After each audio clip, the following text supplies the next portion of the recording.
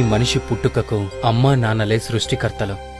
మనకి ఈ శరీరాన్నిచ్చి యుక్త వయసు వచ్చేదాకా అన్నీ తామే అయి చదువు సంస్కారం నేర్పించి అనుక్షణం కంటికి రెప్పలా చూసుకున్న వారి పట్ల సదా కృతజ్ఞులమై ఉండాలి జీవితాంతం. ఈ సమస్త ప్రపంచం తల్లిదండ్రులతోనే నిండి ఉన్నది అన్నారు శంకర్ భగవత్పదులు సౌందర్యలహరిలో. దీని బట్టి ఈ జగత్తులో అమ్మా నాన్నలకు ఉన్న స్థానం ఎంతటిదో తెలుస్తుంది. తల్లిదండ్రులు వాగ్దారుల వంటి వారిని విడదీయడం సాధ్యం కాదని అన్నాడు కాళిదాసు రఘువంశంలో. అంటే సృష్టిలో తల్లిదండ్రులకు గల శాశ్వతత్వం ఎలాంటిదో స్పష్టమవుతుంది. ఇక సకల సాహిత్యాలు తల్లిదండ్రుల ఉనికిని అత్యున్నత స్థానంలో నిలుపుతుంటే అలాంటి ప్రత్యక్ష దైవాలకు నీటి బిడ్డలు కనీస కృతజ్ఞతనైనా ప్రకటిస్తున్నారా అంటే అనుమానమే. ఏ కొందరో మాత్రమే మినహాయింపు కావచ్చు. మాతృదేవోభవ పితృదేవోభవ, మాతృదేవోభవ పితృదేవోభవ, తల్లిదండ్రులనే దేవతలుగా భావించేవాడివై జీవించు అనే వేద సూక్తులు చెప్తున్నాయి. ఈ సూక్తిని శిరస్సును ధరించి అనుసరిస్తున్నవారు కొందరైతే తల్లిదండ్రులను తమ సుఖ సంతోషాలకు అవరోధాలుగా భావించి వాళ్లను దయ్యాలుగా చూస్తూ తరిమి కొట్టే అధములైన కొడుకులు లోకంలో లేకపోలేదు. పున్నామ నరకం నుంచి తమను ఉద్ధరిస్తాడనుకునే కొడుకు తాము బతికి ఉండగానే తమకు ప్రత్యక్ష నరకాన్ని చూపిస్తుంటే వీడు కొడుకా లేక యమకింకరుడా అని తల్లిదండ్రులు దుఃఖించే పరిస్థితులు నేడు సమాజంలో కనిపించటం శోచనీయం. తల్లిదండ్రుల దగ్గర ఉన్న ఆస్తిపాస్తులను డబ్బు దస్కాన్ని బలవంతంగా లాక్కొని తల్లిదండ్రులను ఇంటి నుంచి మెడపట్టి గెంటేస్తున్న కొడుకులు నేడు కనపడుతున్నారు. వీళ్లంతా నిజమైన కొడుకులేనా? అసలు వీళ్ళు మనుషులేనా అనిపించక మానదు. తల్లిని గౌరవించి ఆదరించేవారికి మానవ ప్రపంచంలోనూ, తండ్రిని ప్రేమించి పూజించేవారికి అంతరిక్ష లోకాల్లోనూ, గురువును భక్తి ప్రవర్తనలతో సేవించిన వారికి బ్రహ్మలోకంలోనూ తిరుగుండదని మనుస్మృతి చెప్తుంది. నవమాసాలు గర్భంలో మోసి ప్రసవ వేదనను అనుభవించి తనను కన్న తల్లిని అష్టకష్టాలు పడిపెంచి పోషించిన తండ్రిని క్షణంలో మర్చిపోయి తన ప్రయోజనాన్ని మాత్రమే చూసుకునే సంతానానికి నిష్కృతి ఉంటుందా? ఉండనే ఉండదు. తల్లిదండ్రుల రుణాన్ని 100 ఏళ్లపాటు సేవించినా తీర్చుకోవడం కష్టమే.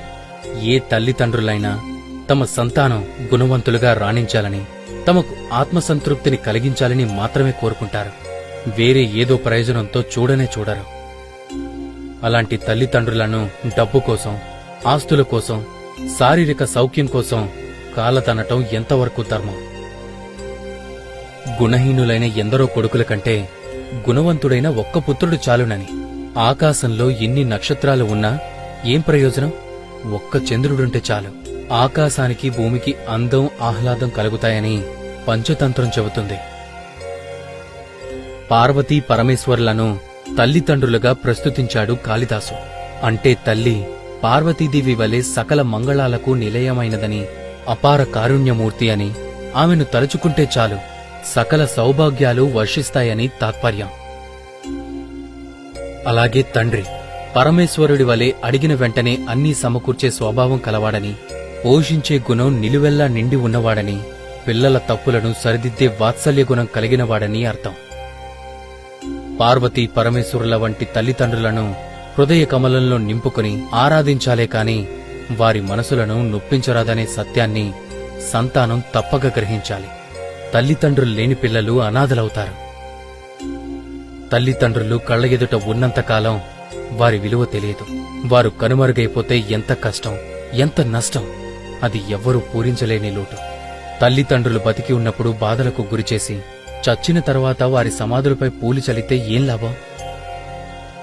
మరు జన్మలో కూడా ఈ సంతానమే మాకు కావాలి అని తల్లిదండ్రులు కోరుకునే విధంగా పిల్లలు ప్రవర్తించాలన్నదే అన్ని శాస్త్రాలు ఉపదేశిస్తున్న సత్యం. వారి పాదాలకు నమస్కరిస్తే కాశీ ప్రయాగాది పవిత్ర క్షేత్రాలు దర్శించిన ఫలం, లక్ష్మీనారాయణులను సేవించిన పుణ్యం దక్కుతుంది. తల్లిదండ్రులు జీవించినంతకాలం వారి మనసులను నొప్పించకుండా అవసరమైనప్పుడు సేవలు అందిస్తే చాలు. అప్పుడు ఈ లోకమే ఒక స్వర్గం, ఒక కైలాసం, ఒక వైకుంఠం, ఒక బ్రహ్మలోకం, ఒక ముక్తిధామం. మిత్రులారా, తల్లిదండ్రులను జీవితాంతం ప్రేమిద్దాం. ఎన్ని జన్మలెత్తినా వారి రుణం తీర్చుకోలేనిది. అమ్మా నాన్నలు మీకోసం చేసిన త్యాగాలు, కష్టాలు, మీపై కురిపించిన ప్రేమాభిమానాలు మర్చిపోకండి. ప్రియంగా పలకరించండి. వారిని దైవ స్వరూపాలుగా భావించండి. మీరు ఎంతగా వారిని నొప్పించి మాట్లాడినా ఎప్పటికీ ఎన్నటికీ ఏమీ అనుకోని గంగిగోవులు. మీ శ్రేయస్సు కోరుకునే ప్రేమ స్వరూపాలు వాళ్ళిద్దరు. ఒకవేళ అమ్మా నాన్న ఏదైనా అంటే మాత్రం వారేమీ పైవాళ్లు కాదు కదా. అదంతా మీపై ఉండే ప్రేమతోనే తప్ప వారికి మనసులో కోపం, ద్వేషం ఎందుకుంటుంది చెప్పండి? మీరు ఎప్పటికీ వారి దృష్టిలో పిల్లలే. చిన్నప్పుడు వారి ఒడిలో పెరిగిన ఆ చిన్నారులేగా. ఆడిన ఆటలు, పాటలు మరవకండి. అడిగిన ప్రతీదీ మీకు అందించారు. వారు తిన్నా తినకున్నా మీకు తినిపించి ఎంతో మురిసిపోయేవారు. మీకు పెళ్లైనా పిల్లలున్నా ఆ వాత్సల్యం, మమకారం మీపైన మీ పిల్లలపైన నిత్యం ఉంటుంది. అది విడదీసుకోలేని బంధం, విడదీయరాని బంధం. తల్లిదండ్రులు ఉన్నవారంతా అదృష్టవంతులు. ఇతరుల మాటలతో, చేతలతో వారి స్వార్థం కోసం దూరం చేయాలనుకుంటారు. విఘ్నత కలిగి ఉండండి. వారిని ఏ దిక్కు లేనివారిగా చేయకండి. వృద్ధాశ్రమాల్లోనూ అనాథ శరణాలయాల్లోనూ ఉంచడం భావ్యం కాదు. బాధ్యతగా వారిని మనతోనే ఉంచుకుందాం. వారి రుణం తీర్చుకుందాం. హరే కృష్ణ.